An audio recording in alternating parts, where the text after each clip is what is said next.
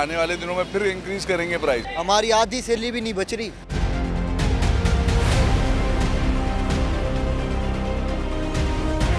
Government का फायदा क्या है? हमारे को उसी रेट में दे, आप कुछ भी करें। गरीब आदमी शॉपिंग वगैरह भी करनी है, कहाँ से करेंगे इतना सब कुछ। ये बहरान जो है कम से कम जब तक ये जंगें चल रही हैं जब तक तो रहेगा। कमा 1000 पे दें, अगर 1 लीटर पेट्रोल डलवाएंगे तो घरों पे क्या लेके आएंगे हम।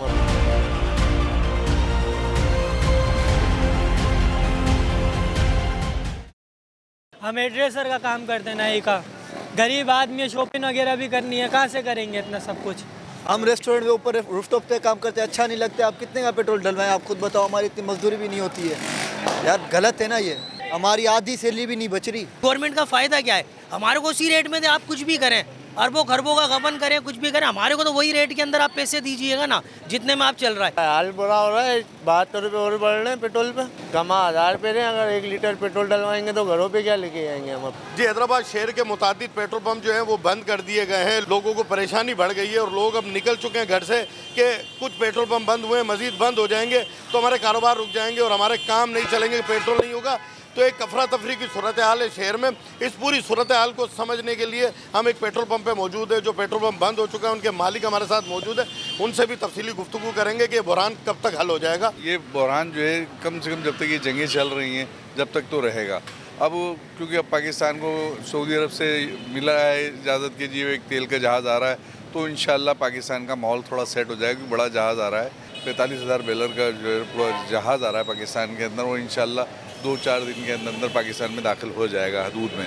तो ये जो पेट्रोल पंप मालकान ज्यादती करते हैं लोगों के साथ कि बढ़ने, तो जो पहले स्टॉक रखा हुआ होता है, जो जिस कीमत में लिया हुआ होता है उस कीमत में नहीं देते, लेकिन उसी कोई अगर प्राइस बढ़ते हैं तो वो नई कीमतों पे बेचना शुरू करते हैं। इंतज़ामिया तो हैदराबाद की सोई हुई है, उनको तो फ़ोटो सेशन में मसरूफ़ है, लेकिन जब ये पैसे बढ़ते हैं तो लोगों के साथ जो पेट्रोल पंप मालकान ज़्यादती करते हैं वो भी काबिल कबूल नहीं है ना। हमारे को तो वही प्रॉफिट मिलना है जो हमारा गवर्नमेंट ने फिट किया हुआ है।